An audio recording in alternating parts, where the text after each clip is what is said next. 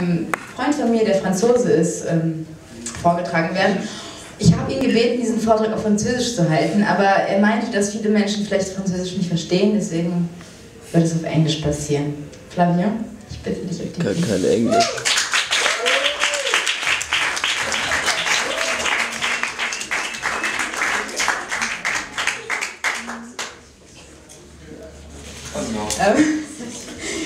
Anthropologie ist die schöne Richtung.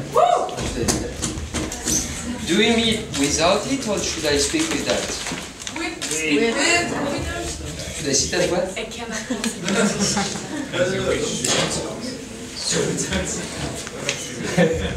Sorry.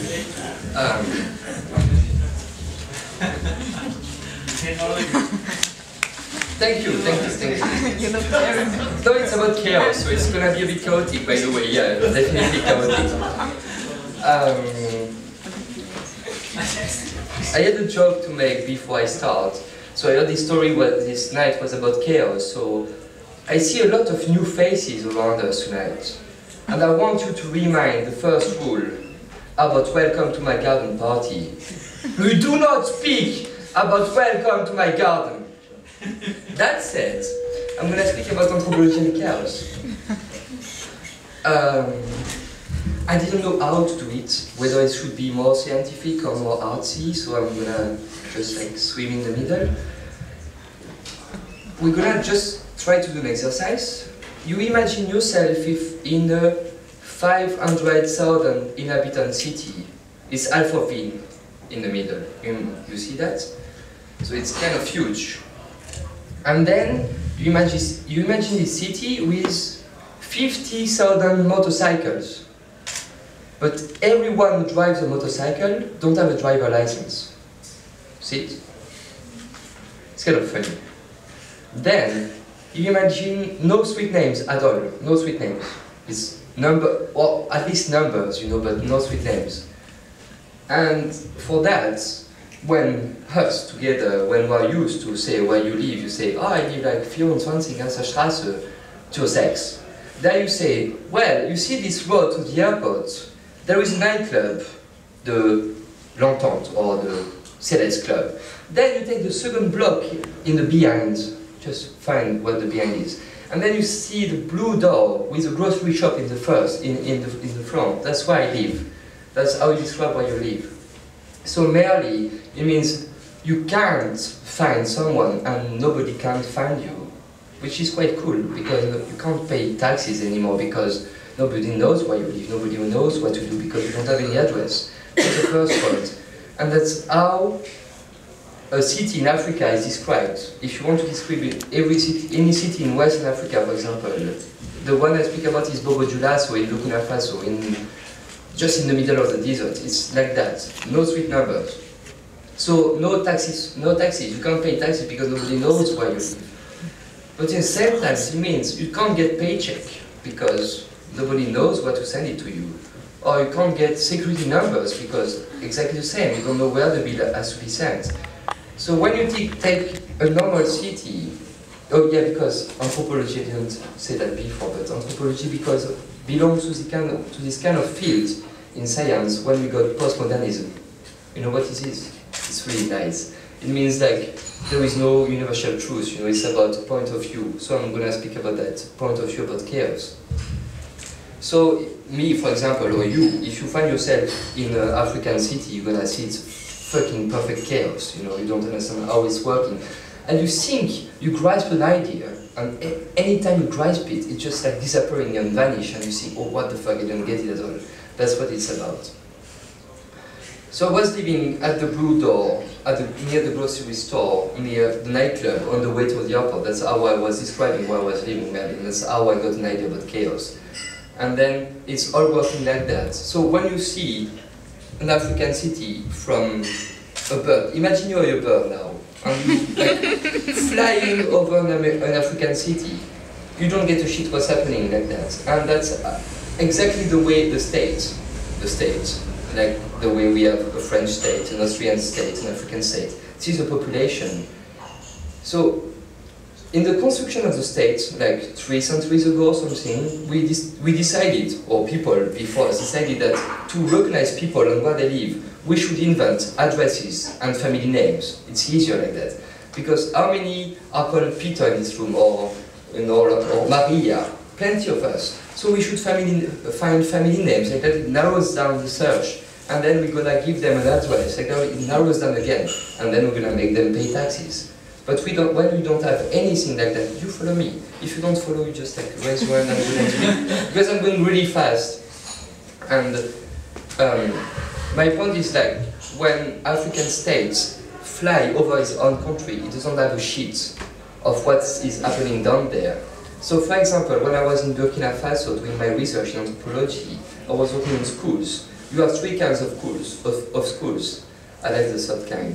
The first one is public school, the one which is paid by the state. But as nobody is an address and nobody is paying taxes, you don't have much of them because nobody is giving money to the state, so you just have to find his own money.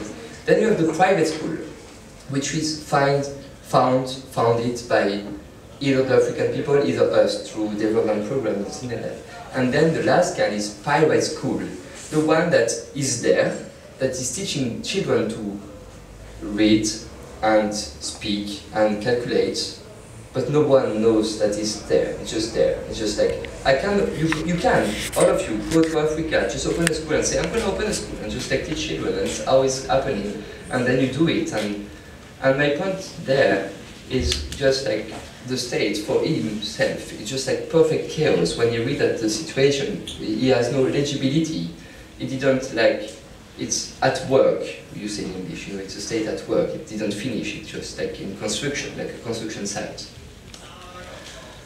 That was my first point, you know, when I decided to speak about chaos, I wanted to speak about that. And then I wanted to see, but actually, you have an organization underneath, under this African way of living, you know, like when us people go to Africa, maybe you did it to learn how to play djembe, you know, in a really hippie way, you know, just like dress with shitty clothes you never would like to wear in Australia, you should go in Africa and you just wear that and play djembe.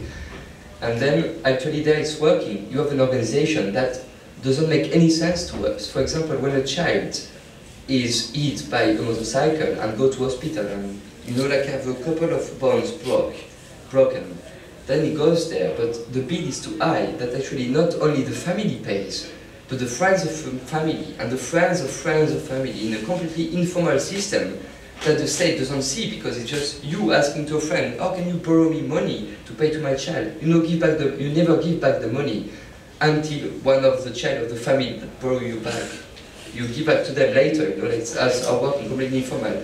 No record of it, no system to borrow that. To tell what happened, and then the child is healed, and he's walking on his 2 feet, and he's walking on the street again. But we can't get it. I've been studying like development in Africa, humanitarian development, and this kind of association that give €2 to the African child and you're gonna send him to school, you know, this kind of stuff. You hear every time on the internet, like it's called World Vision. I saw it today when I was like watching YouTube, like World Vision, give €2 to a child and he's gonna go to school. What's funny is just like Western countries, they have their own understanding of chaos. What is African chaos? Or like, think about all these orphans, no parents, no school, and they just wander around. And then you bring the notion of sustainable development. It's the idea of, I give you a fish, you eat once, I teach you how to fish, and you're going to eat it all your life. And we think about this idea because that's the way we present ourselves, chaos.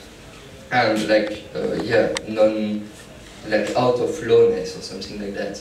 And we give these children the money, and that's what happened in my fieldwork when I was doing my research, that most of the children who were given the gift to go to school, they were all orphans, so they were living in a large family, you know, like you don't live at your parents anymore, you live at your uncle or aunt. And the uncle has like 10 other children. Imagine the situation, you have 10 children, and you barely can feed them, but you have this child that doesn't belong to you, that can go to school because a French guy, 10, that's a bit too much, 2,000 kilometers away can pay for the school. And that's the way we understand chaos, the way we answer to it and the way we are wrong about it. And then, while I was thinking about this talk, sorry, it's really chaotic. Do you still get me? Or if I'm speaking too fast, just like, I was thinking about our own society and I was like, why is chaos? And actually, governmentality, that's the word that says when you start to put people into boxes, you standardize the population, male, female, 25 until 30, 30 until 35, employed, unemployed, you know, this kind of stuff we do in order to understand, to read the population. Imagine the bird, again, flying over France or Austria or Europe. We know, all of us, we know where we live, how to find us, our social security, even our ADM. That's the way we rule, by standardizing the country. And then I was like, it went to a point that actually too much bureaucracy and too much governmentality and too much standardization is just like creating chaos. Imagine, I'm sure it already happened to you. You are asked to fill a form on the internet for applying to a university, you know, and you have this form, Mr., and you write your name, and like born, until that's really fine, and then you have a caption when you have to fill the blank, and it's about something, and you are proposed something to really fit in the box, you know, and then nothing corresponds to you, nothing answer what you are as a person, as an identity, you know, and then it happens like in our society, everything is done so impersonally, so rationalized, so standardized, that every time we have a problem, that's when we actually meet another human being. So imagine you are filling your form to pay the taxes in Austria, and at some point you have a problem on the internet in front of your screen because you can't fit this fucking box. You go to the office and you say, hey, I don't fit the box. And the person is just like there, sitting and answering people all day long that don't fit in the box. And that's more or less how I want to finish that. I didn't have